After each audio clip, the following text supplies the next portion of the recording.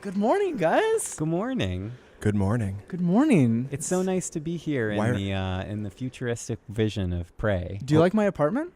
You really you got hooked up big time in this apartment, man. This is Zach Miner, Ryan Clements, and Sid Schumann of PlayStation Blog taking a look at Prey coming out of Arcane. Now, right, and I haven't played this yet, but right off the bat, why are we all waking up in the same bed? Why are the three of us in one bed together? You know, we had a wild there's night. a few. We don't want to get into spoilers just yet, Sid. We want to try and avoid spoilers Okay, here. So this is footage. Ryan and I got a chance to play through the first hour of the game, actually. And so this is all footage from that first hour. There's a couple things that we're going to avoid kind of talking about because there are some really incredible reveals in that first hour. And I'm confident in saying, and you and I talked about this, that the whole opening section of Prey, including some stuff that we're not going to show here today, might be one of my favorite openings in a video game I've seen in a long time. So phenomenal stuff, and hats off to the Arcane team for putting it together. Agreed. So it's our first day. Time to put on our TranStar uniform, get ready to go up on the spaceship. Very exciting. So what is Prey? Prey is out of Arcane, who did Dishonored. They did Arx Fatalis. As you're probably noticing right off the bat, we're including this stuff because it kind of reveals that this is a first-person simulator. This is kind of an immersive sim. Let's just hop right on to the spaceship. Well, let's see. Oh my gosh. Things are not great up on the spaceship. I like how we went from the most serene footage to the most not serene footage possible. Look, it's a simulator, but it's not Apartment Simulator 2064.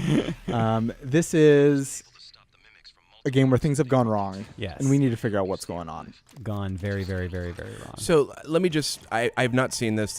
I'm sort of the resident dummy on this one. I am the biggest fan in the world of sort of the shock games. So I actually would consider System Shock 2 to be my favorite game of all time. BioShock high on the list. So without having seen a ton of this game, it's giving me that vibe big time. And absolutely. As it should. I mean, it absolutely has that emergent, player-driven choice style of gameplay that you're going to actually kind of see here represented in this weapon that we're seeing right now, which is the glue cannon, where it essentially allows you to build platforms, immobilize enemies, do a lot of different stuff, and hey, you don't even have to pick it up if you don't want to. I mean, there's essentially so many different ways to work your way through this very, very much damaged and very, I don't want to use the word derelict, but it is a damaged, something's gone south station that your character, Morgan Yu,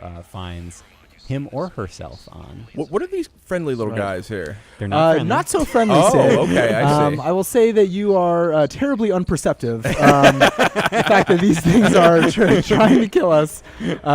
These are mimics. They seem to be kind of the little runts of this game. But make no mistake, these things can kill you right quick if you're not paying attention. So this glue gun is really cool because it can kind of freeze them and then allow you to kind of finish them off with the wrench. This is a game that's obviously first person, and you are shooting things, and a little bit later we're going to get some actual guns. Bam! But it's not a game where you're going to be running around firing bazookas and just shooting stuff. Here we're going to take a look at some of the other kind of abilities, some of the emergent opportunities possible with this amazing glue cannon. So those little mimics, as might be indicated by their name, can disguise themselves as other items in the world.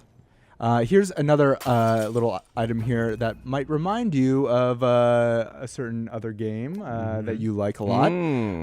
So there are skill trees in this game, and there are actually a couple different skill trees, some of which we didn't even experiment with. Right. So you find these neuromods lying around that you shove into your eyeball. Seems right. Seems right. Yeah. Hey, what's this on the ground here? I'll just shove it in there. Oh, I might as well shove it in there. I do that all the time. So we have a couple different skill trees: scientist, engineer, and security. We obviously barely got a chance to experiment with these, but suit your play style. You can be hacking turrets, hacking security systems. We'll take a look at that stuff. And sorry, go ahead. No, Jeff. go ahead. I was going to say, and a quick note that when I was talking to the lead designer in our interview together, Ricardo Bear mentioned that in this kind of initial section of the station, when you get that first neuro mod, they actually give you a way to benefit from any of the initial selections you make when you upgrade your character. So like if you want to do like a hacking neuro mod, they made sure that in this opening area of the game there's a way to use that, or a strength, thing, or some other, for repairs.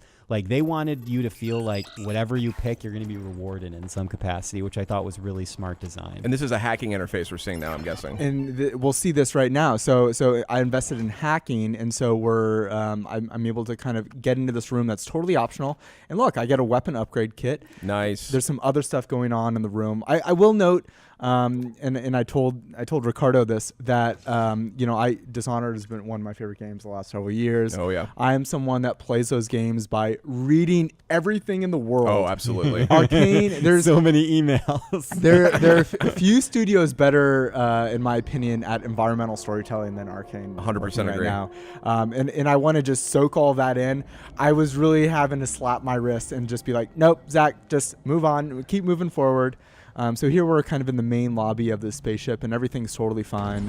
Oh no, everything is not totally fine. Maybe not. Where is this sort of space station located? Do you know? Is it in the solar system, or? It is in outer space. Okay, yes, it's in outer space. And if you look out the window here, you might see that there is potentially some recognizable celestial objects. Oh, indeed. We're keeping things vague. Very vague. You know what? I fear that there's going to be some spoilers out there. But that's why you just got to stick with the PlayStation blog for all the coverage. So this is the main lobby, and this is kind of the main, I think, hub of the game. And so there's kind of different levels that you can explore of the spaceship, obviously, as we've seen. Here's another example of just some of the completely optional environmental storytelling. Ryan, I don't even know if you went into this room. I know what you're doing here, but I unfortunately did not read all this stuff. But yeah, it's awesome that it's basically a small museum showing the progress of the space station and kind of its development, and the development of the company that facilitated it. So just really awesome stuff. And again, it's like you could just totally walk by this room and not even notice it. So they really, oh my, who are these friendly looking fellas? Again, I'm going to really question some of you guys' instincts. These are not friendly. These are phantoms, and these are the hardest enemies that I saw. Interesting. So did you not go into this room, Ryan? No. Remember, you went much further than I did. I was too busy reading emails. So I had to hack my way into this room. So this, I think, kind of demonstrates how challenging some of the kind of fight situations can be. Bam. So again, these guys are doing some pretty serious damage. You can see the health indicator in the bottom left. And I'm really having to kind of strategically think about how I'm going to kind of pause, put health kits on, and then, use this kind of stun gun or perhaps the kind of the glue cannon to freeze them and then finish them off with the wrench.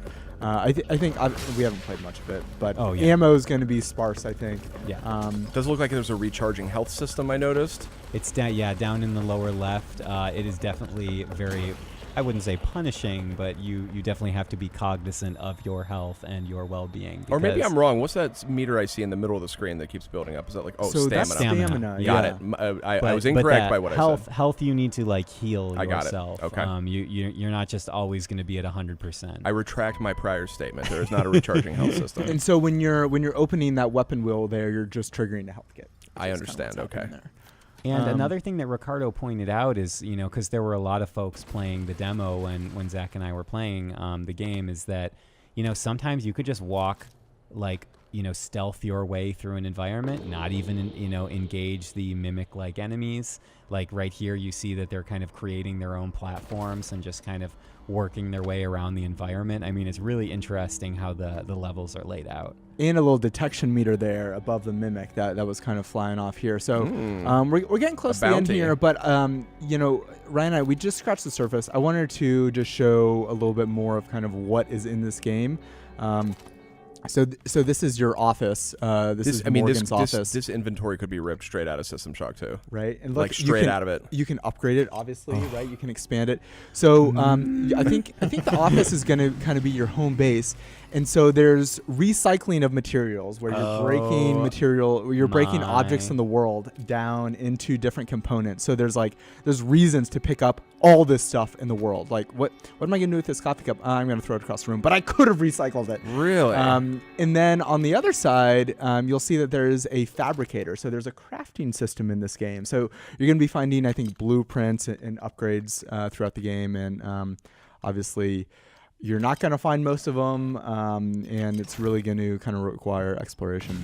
And a quick point as we're watching this amazing footage and kind of closing up shop is that you do not need to have experience with the original, with Prey's predecessor. This is unrelated. You can go right into this. It's kind of own unique story. It's a new science fiction story, by Arcane. So you can enjoy it kind of fresh. Gents, do we have any sense of the threat? These creatures we seem to be fighting. Do we know anything about what they are, or sort of where they factor in? It's an enormous threat, Sid. Yeah. Yes, I mean, all I know is that the space station is not in good shape, and the people on the space station are not in good alive. It is a threat not to be taken lightly. Okay, I understand. And just real quick before we go here, in addition to that skill tree that we saw earlier, we are aware that you get some access to alien powers later in the game. We didn't get a chance to really look at those or experiment with those. That was a little bit after. One last clip I wanted to show just for you, Sid. Oh. So there's a locked door. We need to find our way into the locked door. I bet, if we read some things around the room, maybe there's something. Just like in real life. I wonder what the access code to that door might be. This is kind of the first big one there. Oh, do those numbers look familiar? 0451. Now that is the first. That's the first code given out in System Shock 2. First code given out in System Shock 2. I believe it was in the first System Shock. Oh, was it? 451. It was in all of the Deus Ex games. It was in the Dishonored games. It actually made its way into Mafia 3. I didn't know that. And so that, in some ways, is I kind of see that as like. You see that, you know what this game is, right? This is an indicator of like the systems that are present in this game, the genre of this game. It's like the Wilhelm or whatever that's Wilhelm's right. The scream from the Star Wars movies. It's a little identifying factor. So, any final thoughts, Ryan? No, that's it. I'm pumped, and it's coming out on May 5th. May 5th on PS4. It looks great. Arcane, a great studio. I'm totally sold on the subject matter. So, thanks for the tour, guys. You're very welcome. Anytime. プレイステーション